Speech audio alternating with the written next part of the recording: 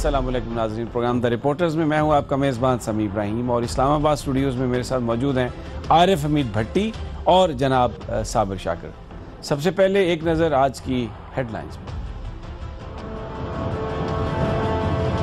आइन का आर्टिकल 184(3) अदालत के इख्तियारात को महदूद नहीं करता। माजी पर नजर डालें तो साबित होता है कि बुनियादी हकूक के मामले पर आर्टिकल 184(3) के तहत अदालत ने फैसले सुनाए। हमारी दिलचस्पी वजीर आजम से मुतालिक सच जानने में है। आप अपने दलाइल में वजीर आजम की पोजीशन वाजे करें। पानामा केस में सुप्रीम कोर्ट ने वजीर आजम के वकील मखदूम अली खान को कह दिया है।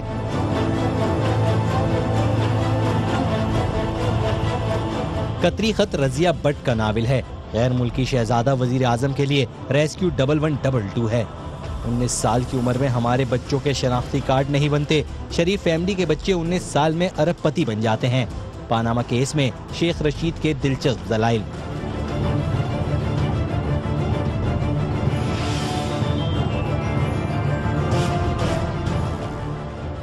शहबाज शरीफ का लंदन फ्लैट से कोई ताल्लुक नहीं। इन्हें वो फ्लैट्स विरासत में नहीं मिले। शहबाज शरीफ की अहलिया तहमीना दुर्रानी की गुफ्तगू। क्या शहबाज शरीफ अपने आप को नवाज शरीफ से अलग कर रहे हैं? वज़ीर आज़म कहते हैं कुरान पाक में है कि दूसरों के ऐब तलाश ना करो। यहाँ रोज शाम टीवी पर कीचड़ उछाला जाता है। सवाल ये है कि क्या हुकूमत की कोताहियों और गलत इक़दामात पर सवाल नहीं उठाना चाहिए? इस्लामी फौजी इत्तेहाद की सरबराही का मामला, वजीर दिफा का सेनेट में पॉलिसी बयान। कहा राहील शरीफ ने NOC लेने के लिए कोई दरख्वास्त नहीं दी। वो उम्रे की अदायगी के बाद वतन लौट आए हैं। ख्वाजा आसिफ बताएं, क्या वो पहले सच बोल रहे थे या अब? टॉप स्टोरीज आपने सुनी और जो सबसे इम्पोर्टेंट स्टेटमेंट है वज़ीर आज़म नवाज शरीफ साहब की, उसकी तरफ चलते हैं। उन्होंने ये कहा है कि शाम को मीडिया पर जो प्रोग्राम आते हैं उसमें गंद उछाला जाता है और पता नहीं क्या कुछ बातें की जाती हैं, लेकिन इस साथ ही उन्होंने ये कहा कि अल्लाह ताला ये फरमाते हैं कि किसी में ऐब तलाश ना करो। वज़ीर आज़म की ये स्टेटमेंट उस वक्त आई है जिस वक्त सुप्रीम कोर्ट इस मुल्क में करप्शन के सबसे बड़े मुकदमे की समाअत कर रहा है और उसमें ख़ुद वज़ीर आज़म साहब मुलव्वस हैं, उनका ख़ानदान मुलव्वस है। तो इस मौके पर वो ये कह रहे हैं कि आप ऐब तलाश किसी के मत करें। गोया भट्टी साहब से पूछते हैं, भट्टी साहब इसका मतलब है कि FIA को बंद कर दें, नैब को बंद कर दें, किसी के ऐब तलाश करने की कोशिश ना की जाए, जो बंदा जो कर रहा है उसको करने दिया जाए। आप कहें तो शॉर्ट सुनवा दूं आपको? प्लीज शुरू। अगर आप प्रोफेसर साहब वज़ीर आज़म साहब की वो गुफ्तगू भी सुनवा दें। कुरान पाक में तो ये भी है कि किसी का ऐब तलाश मत करो, किसी का ऐब तलाश मत करो। यहाँ तो रोज़ एक दूसरे पे कीचड़ उछालने पे लगे हुए हैं। आप रात को शाम को टेलीविज़न देखते हैं, नजर नहीं आता आपको कितनी मिट्टी पलीत होती है लोगों की, कैसे कीचड़ उछल रहा होता है, इल्ज़ाम दर इल्ज़ाम। और यहाँ सियासत में भी ऐसे कुछ लोग नए आ गए हैं जो रोज़ नया झूठ बोलते हैं। अच्छा, एक और मैं आपको अगर इजाज़त दें मुझे भट्टी साहब, वो इन्होंने खुद नवाज शरीफ साहब जो जरदारी साहब के बारे में एक तकरीर कर रहे थे, कह रहे हैं कि अब सियासत में कुछ नए लोग आ गए हैं जो ऐसा काम करते हैं। वो मैं सुना दूं आपको, फिर आप बोल लीजिएगा। जी ज़रा जरदारी साहब के बारे में जो गुफ्तगू नवाज शरीफ साहब ने फरमाई थी जलसे में। ये आलम हो चुका है क्योंकि सारा पैसा तो खा गया जरदारी, और जो आपका इसका पैसा था उस कौम के खून पसीने की कमाई थी, उसने सरे में माल दिया। और वहाँ असल जरदारी के घोड़े जो है एक लाख 40 लाख रुपए का घोड़ा आज वहाँ पे सबल में घूम रहा है। ये लुटेरा इंसान, ये लुटेरा पाकिस्तान की दौलत को लूट कर इसे सरे में माल खरीद लिया है। मेरा नाम भी नवाज शरीफ नहीं, उसने उसको नीलाम करके उसकी तमाम दौलत को मैं कौन सी कदमों में निकालूंगा। ये तो बहुत अच्छी ज़बान है, ये तो कोई कीचड़ नहीं है बिल्कुल। बिस्मिल्लाहिर्रहमानिर्रहीम। सभी सब गुजारिश ये है कि 3 दफ़ा सुना है कि प्राइम मिनिस्टर को अवाम ने मुंतखब किया है या रिजल्ट के मुताबिक ये कामयाब हुए हैं।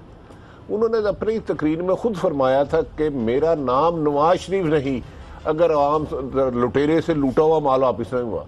पहले तो देखना चाहिए आजकल नाम है क्या, क्या वाकई नवाज शरीफ है? अगर नवाज शरीफ है तो हो सकता है उन्होंने आवाम से लूटा हुआ माल वापस ले आए होंगे तो कोई ना कोई रिकॉर्ड का हिस्सा होगा। बहरहाल नहीं है तो फिर मियाँ सब नाम आप ही बता दें, हम तो गुस्ताखी नहीं कर सकते इतनी बड़ी अहम शख्सियत के बारे में।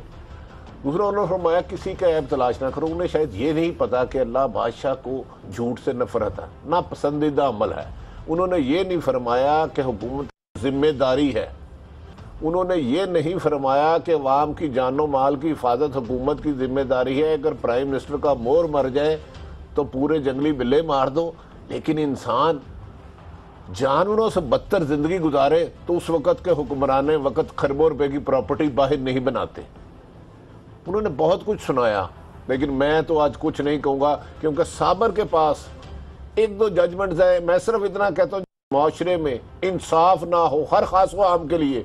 मैं 98 गरीब लोगों की बात कर रहा हूँ, ये चंद ख़ानदानों की नहीं कर रहा। तो माशरा जंगल से बदतर होता है, उधर हुकूमतें नहीं होती, माफिया होते हैं, और गरीब आदमी को रोटी नहीं मिलती, इंसाफ नहीं मिलती। आज जब हम जा रहे थे तो प्राइम मिनिस्टर साहब ने गुजरना था, आधा पौना घंटा रास्ता बंद रहा। तो ये भी बता दें किस कुरान पाक में लिखा हुआ है कि वज़ीर आज़म जाए तो लोगों के लिए रास्ता बंद कर दो, लोग अस्पताल ना जा सके, स्कूल ना जा सके, बीमारी में तीमारदारी के लिए ना जा सके।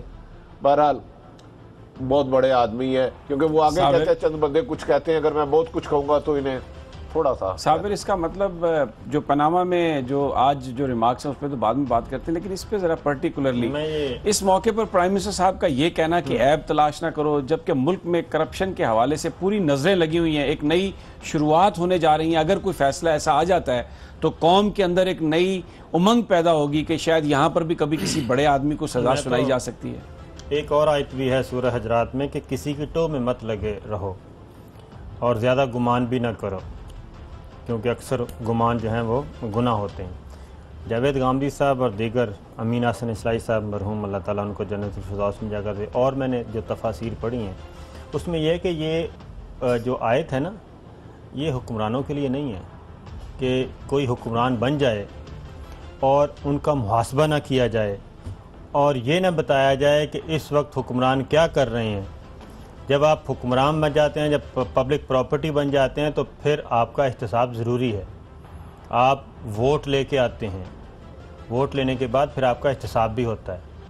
नहीं, वो तो कहते हैं एहतसाब सिर्फ वोटों के जरिए ही होगा। क्या ये जरदारी साहब भी यही कहते हैं कि पार्लियामेंट ही एहतसाब करेगी, क्या जो इदारे नहीं कर सकते। साफ पीने का पानी नहीं दे रहे उनके बारे में अवाम को बताना और हुकूमत की कोताहियों को मंजर आम पे लाना, क्या ये कीचड़ उछालना है? क्या जो हुक्मरानों की करप्शन है, वो कोई भी हुक्मरान हो, उनकी करप्शन को मंजर आम पे लाना, जो मुल्क की दौलत को लूटा जा रहा है, वसाइल को लूटा जा रहा है, क्या ये कीचड़ उछालना है? क्या ये ऐब है? क्या जो गरीबों के हकूक़, जो आइन हकूक़ देता है, जिस वज़ीर आज़म साहब ने भी एक ओथ लिया है ना, वज़ीर आज़म साहब हों, चीफ़ जस्टिस ऑफ पाकिस्तान हों, आर्मी चीफ़ हों, ये सारे एक हलफ लेके आते हैं, हलफ उठाते हैं। क्या उस हलफ की रूगर्दानी करना और अपने हकूक़, अपने फ़राइज़ अदा न करना, क्या उनको बयान करना, इनकी तरफ निशानदही करना, क्या ये कीचड़ उछालना है या क्या ये ऐब तलाश करना है? ये वही बात है कि इस तरह की बहुत सी तकारीर हैं।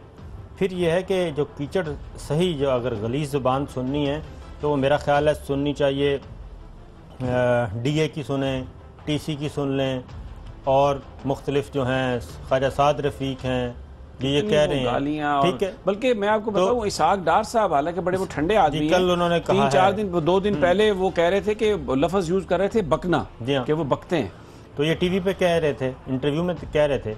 तो चीज़ ये है कि हुक्मरान जब बन जाता है, आप पब्लिक प्रॉपर्टी हैं, आपका तो मुहासबा होगा।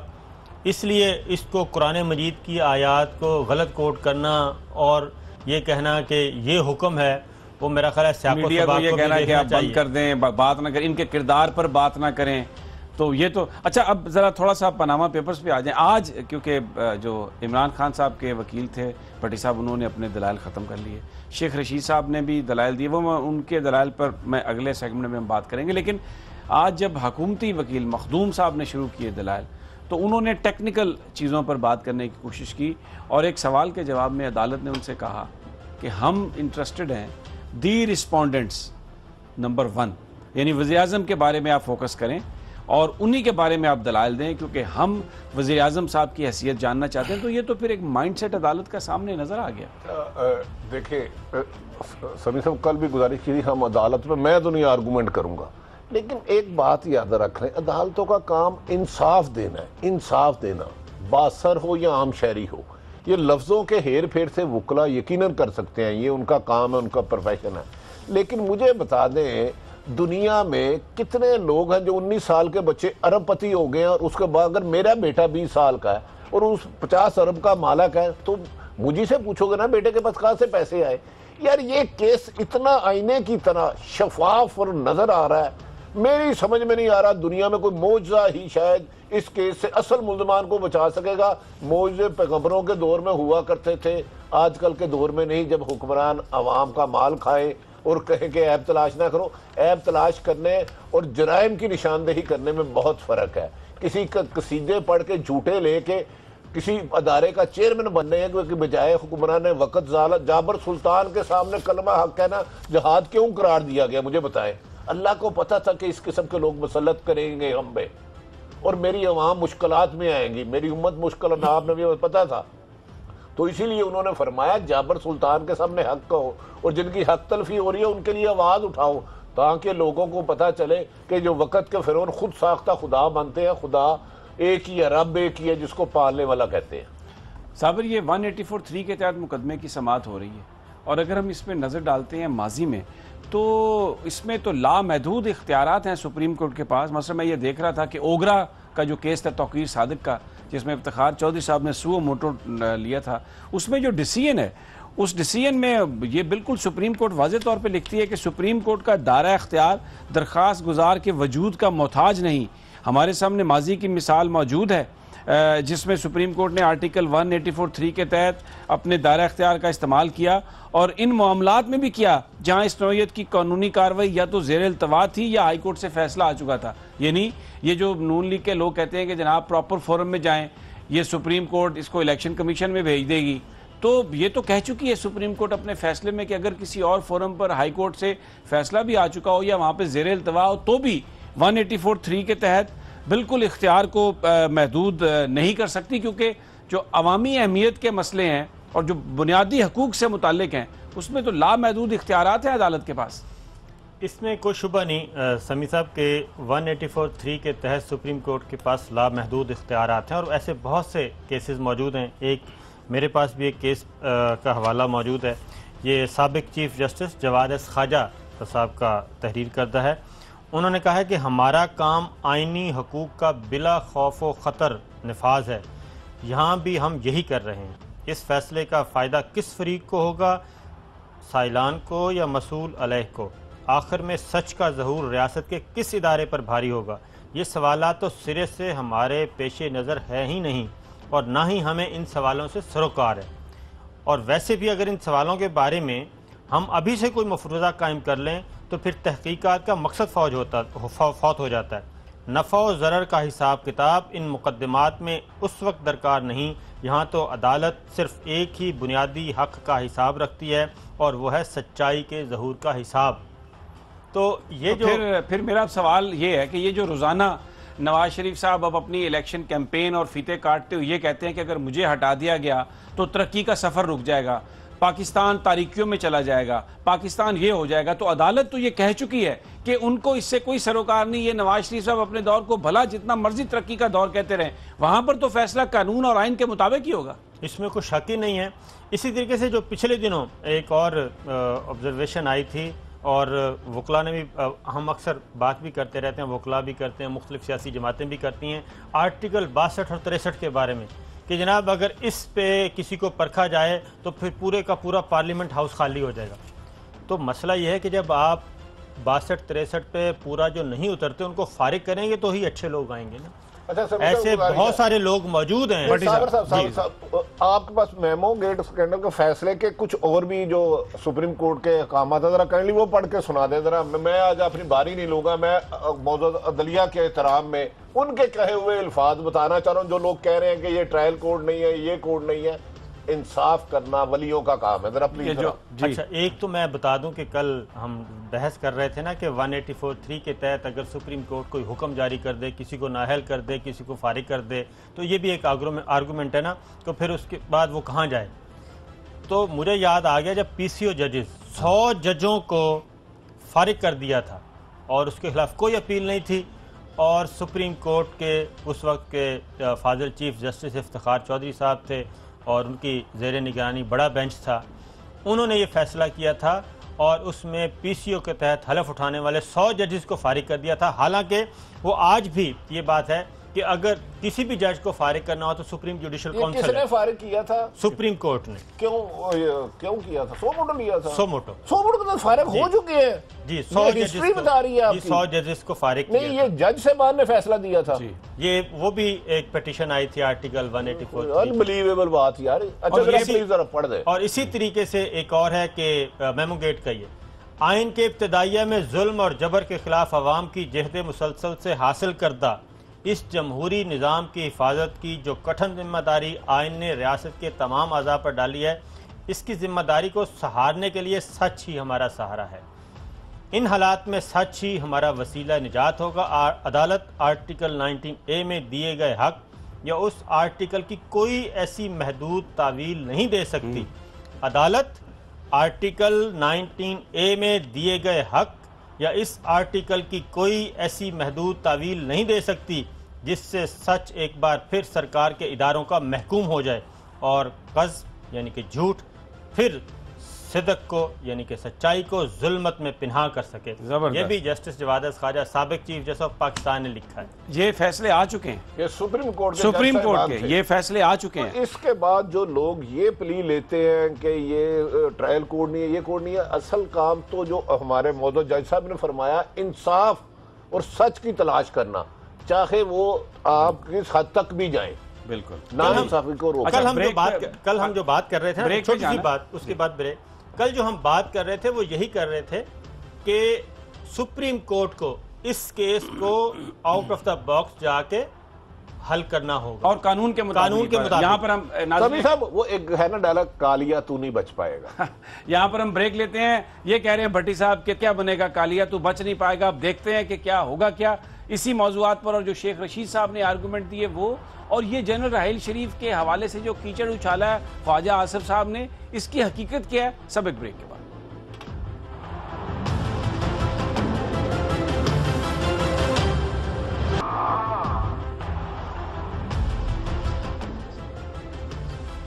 वेलकम बैक नाजरीन। 184(3) के तहत सुप्रीम कोर्ट के पास लामहदूद इख्तियारात हैं और इंसाफ के हसूल के लिए बुनियादी जो हकूक़ हैं उनको बचाने के लिए, उनकी हिफाजत के लिए अदालत किसी भी हद तक जा सकती है।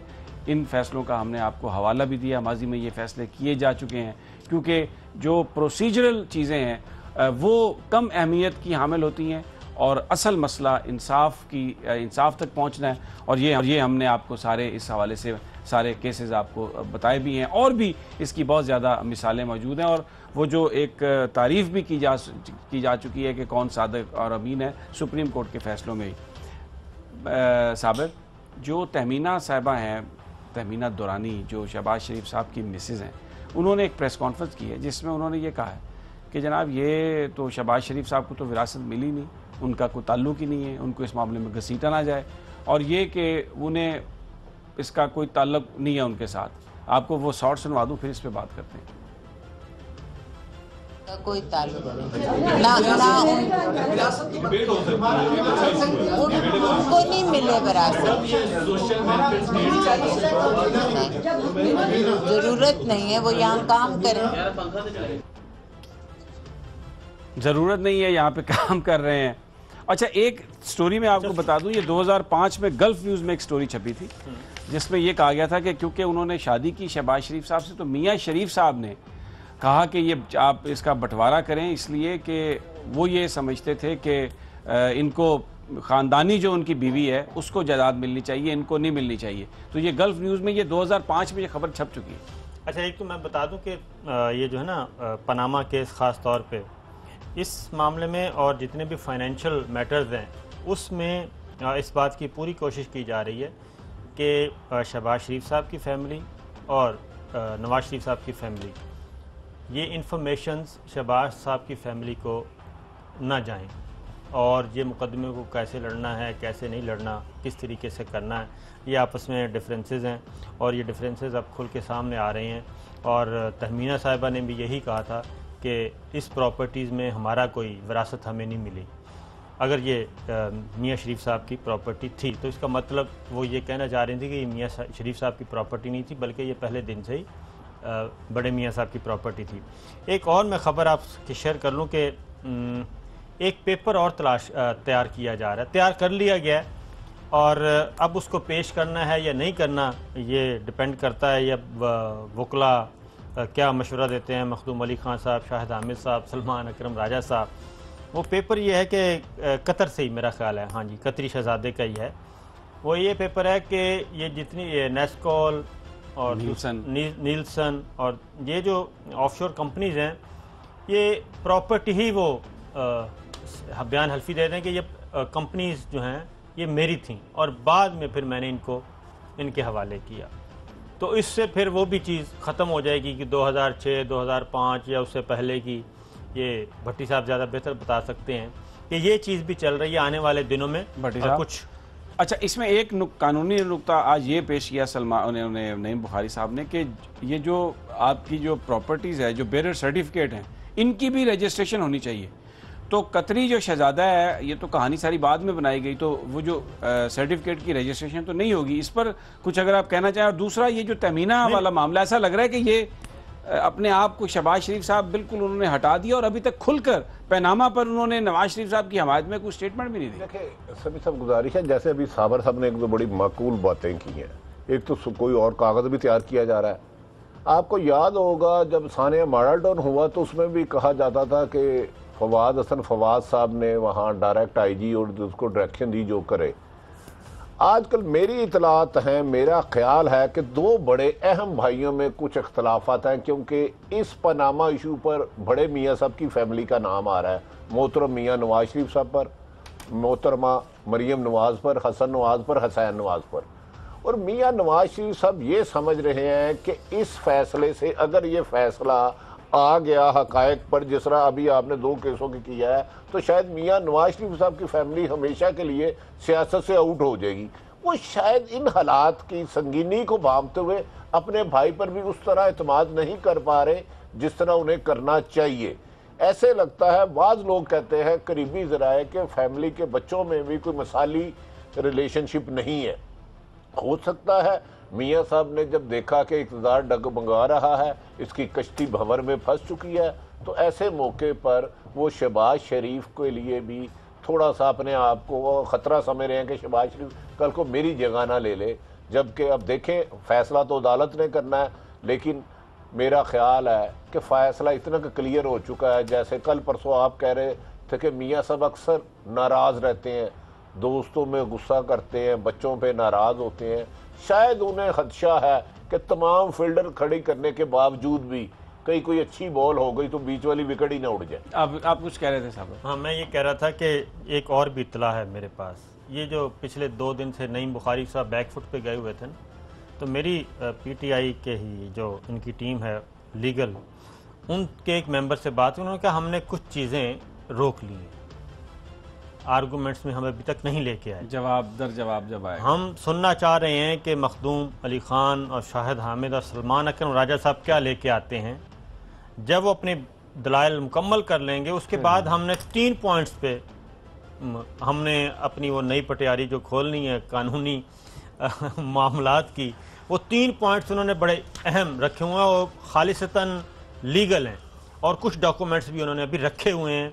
वो मेरा ख्याल है कि अगर जो मैंने पढ़े हैं वो डॉक्यूमेंट्स बिल्कुल भी अजीब जो प्राइम मिनिस्टर कह रहे हैं ऐप मत तलाश करो, आप कह रहे हैं पटियारी खुलने वाली है। क्राइम तलाश करें, जुर्म तलाश कर रहे हैं, जुर्म जिससे लोगों की हक तलफी हुई। अभी आपने और साबर साहब ने पूछा ना कि जिससे लोगों की हक तलफी हो, अदालत का काम है वो इंसाफ हकायक सामने लाना और जिम्मेदारों को। और वो जो सारे नून लीग की गुजरा आके स्क्रीन पर नाचते रहते हैं कि ये तरक्की का सफर है, आवाम का सफर है, वो गलत। मेरी बात सुने, आपकी बड़ी जान पहचान है। मेरा एक दोस्त है, उसने जड़ा वाले मैंने बड़ा अच्छा बंगला डाला था। अगर किसी को किसी मेले में उसे आप कोई मौका ले दे तो मैं आपका बड़ा मशकूर रहूंगा। उसमें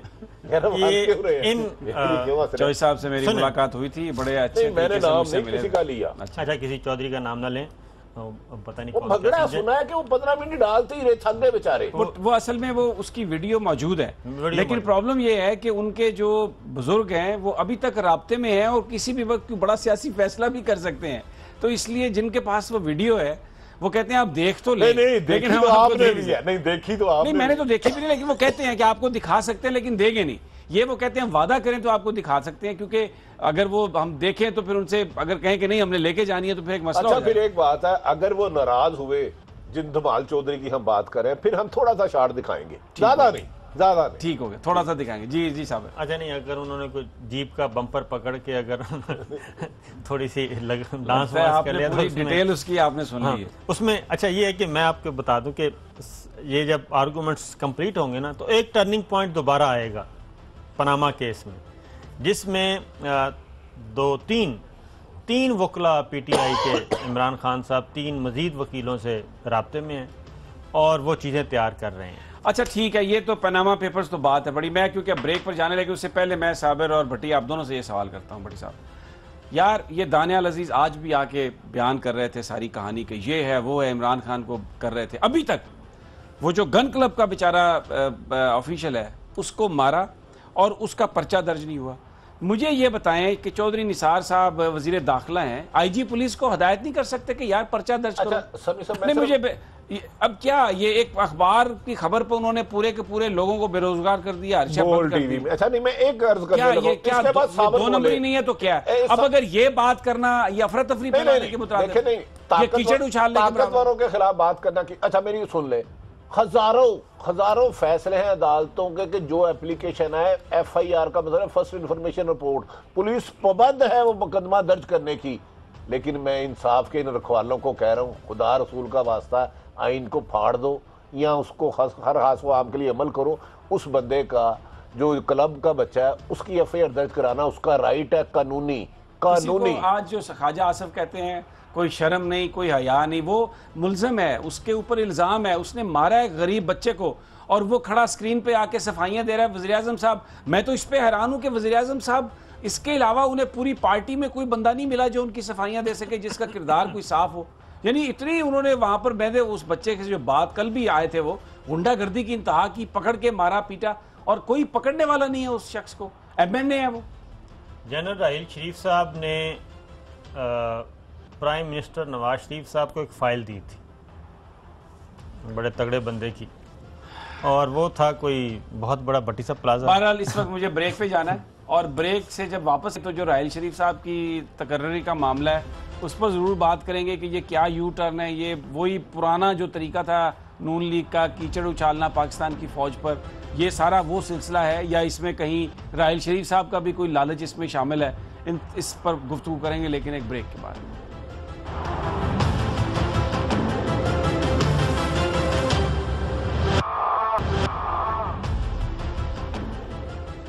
वेलकम बैक नाजरीन।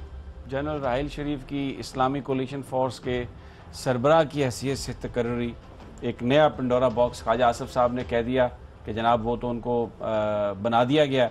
भट्टी साहब अगर आप इजाज़त दें तो ख्वाजा साहब के वो शॉर्ट सुना दूं, फिर आपकी तरफ आऊँ कमेंट्स के लिए। जी प्लीज। पहला जो सबसे जो गुफ्तगू फरमाई ख्वाजा आसिफ साहब ने वो सुन लें। ये परसों तरसों ये चीज़ फाइनलाइज हुई है, इसलिए मैं इस पर ज़्यादा कमेंट नहीं करूँगा। लेकिन आपके यहाँ हुई है उनके यहाँ हुई नहीं, डेफिनेटली हमारी हुकूमत की जो है उसमें ये मंशा से हुई है। फिर उसके बाद क्या फरमाया? मेरा ख्याल है उसी पे मासूमाना इल्मी पे रहने दें तो बेहतर होगा। हंसते हुए कह रहे हैं मासूमाना। और आज सेनेट में ये कहा है सरताज अजीज साहब ने कि ना कोई ऑफर हुई है और ना ही कोई इस किस्म की बात है, और अब ख्वाजा आसिफ साहब बिल्कुल ही पीछे हट गए हैं इस बात से। तो ये सब है क्या? मैं चंद सियासतदानों को छोड़ देता हूँ, पूरी कौम के सामने जो आपने चलाया ये रखता हूँ। उन मेरे मोहतरम हमें ये गाइड करें कि क्या ये कीचड़ उछालना या झूठ को बेनकाब करना। अगर एक डिफेंस मिनिस्टर 2 दिन पहले कहते हैं ऑलमोस्ट सब कुछ हो चुका है और 2 दिन बाद वो गलत बयानी कर रहे हैं, तो क्या इसमें भी मैं कसूरवार हूँ? मेरे भाई, झूठ इनका फखर है, करप्शन इनका आज़ाद है, जालसाजी इनके ओहदे हैं। खुदारा ऐसे लोगों को चाहिए कि सच सुनने की हिम्मत रखे, जहां हम गलत हैं हमारी इस्लाह करें। लेकिन मैं इससे ज़्यादा कुछ नहीं कहूँगा, हम सच दिखाते रहेंगे, यही हमारा फ़र्ज है, यही हमारा काम। अच्छा साबिर, मैंने ये सारा एपिसोड जब देखा तो मुझे ये समझ आई कि इन्फॉर्मेशन में जो परसेप्शन है आज के दौर में मीडिया का इस्तेमाल, यानी एक उन्होंने इसलिए सिर्फ उनको निशाना बनाया कि ज़रबे अज़ब बड़ी लीड की, उसके बाद जो टेररिस्टों को हमला करने के लिए, उन पर एक्शन करने के लिए पंजाब में भी वो दबाव डालते रहे, उनकी मकबूलियत से खाइफ थे। तो इससे बड़ा खंजर क्या घोंप सकते हैं आप पाकिस्तान के इदारों पर, पाकिस्तान फ़ौज के सरबराह पर, जो रिटायर हो गया एक शानदार कैरियर के बाद, कि जनाब ये जो सब कुछ था ये तो शायद उस फौज की सरबराही का मकसद था। ये सारी जो कंट्रोवर्सी है, अभी मुसद्दक मलिक साहब की बात, इसहाक डार साहब की बात, सबकी गुफ्तगू एक ही चीज़ मुझे समझ आ रही थी कि किस तरह नून लीग मीडिया का इस्तेमाल करती है अपनी फौज पर हमला करने के लिए, अपनी फौज को बदनाम करने के लिए, अपने जर्नैलों को यह बताने के लिए कि ये इक़्तिदार के भूखे हैं। ये इंफॉर्मेशन टेक्नोलॉजी का और इंफॉर्मेशन का आज इस्तेमाल है और परसेप्शन है। फिर वो कहते हैं, अगर हम उनसे ये कहते हैं तो फिर आके लोग कहते हैं कि 7 बजे के प्रोग्राम में आप हमें यू रिप अस अपार्ट, आप हमें हुब्बुल वतनी का सर्टिफिकेट देते हैं। हम तो नहीं दे रहे। ये जो गुफ्तगू है खुद बता रही है कि कितने की हुब्बुल वतन है और कितना इनको पाकिस्तान की फौज से प्यार है। उसमें मैं बता रहा था कि आपको वो एक ब्रेक जब में जाने से पहले कि जनरल राहील शरीफ साहब ने प्राइम मिनिस्टर को एक फ़ाइल दी थी, एक भारी भरकम शख्सियत की, मुझे पता है फाइल कि ये हैं जनाब आपके दाएं बाएं रहते हैं, वो बस सुने ना, दाएं बाएं रहते हैं तो ये देख लें, ये कोई बहुत बड़ा प्लाजा बना रहे हैं, कोई 1 बिलियन का था राउंड अबाउट। मैंने नहीं कहा एफ से नाम शुरू होता था, मुझे नहीं पता इस बात का। तो उस पर मैंने नाम तो मुझे भी नहीं पता, बस मुझे इतनी पता है कि ये राइट लेफ्ट में थे, रहते थे उधर। 2-3 लोग थे, मुझे ये भी नहीं पता। अच्छा, उसमें वो उस वक्त कोई एक्टिविटी हुई नहीं, कुछ देर के लिए काम रुका, लेकिन वो पता चला कि उनके एक और पार्टनर हैं, वो बहुत ही बड़े ओहदे पे पहुंच गए। वो कौन से पार्टनर हैं? बस छोड़ो पर नहीं, आगे चलो। नहीं, आप बताएं ना, आप कीचड़ उछाल दें यार, कोई ऐसी बात नहीं। पाकिस्तान की कौम सुनना चाहती है, हमारा काम ही है हक सच। आप बता दें नाम का पहले एबीसी सीखना चाहिए, थोड़ा सा इस्लाह कर देते हैं तो वो साबर। अच्छा बस वो मैं तुम्हें सबर होने की कसम है, नाम का पहला इंसान प्लीज। नहीं, वो मुझे नहीं आती, पता नहीं, अंग्रेजी अरबी फारसी पता नहीं है। चलो उर्दू का पहला इंसान। नहीं, बहरहाल मुझे अब अच्छा आप ना बताएं, इनको कायल करेंगे, कल बता दें। साबिर आपका भी शुक्रिया, भट्टी साहब आपका भी शुक्रिया। इंतहाई अफसोस की बात, भले वो सरबराह बनेंगे या नहीं बनेंगे वो बात की बात है, लेकिन जिस अंदाज में ख्वाजा आसिफ साहब ने, और ख्वाजा आसिफ नहीं, नवाज शरीफ साहब के वो ख़ास आदमी हैं, ये गुफ्तगू सारी वहीं से आ रही है। पाक फ़ौज के सरबराह को जिस तरह कंट्रोवर्सल बनाया और एक लालची बना के पेश किया, बुरी बात। इजाज़त, कल फिर मुलाकात होगी, अल्लाह ने के बाद।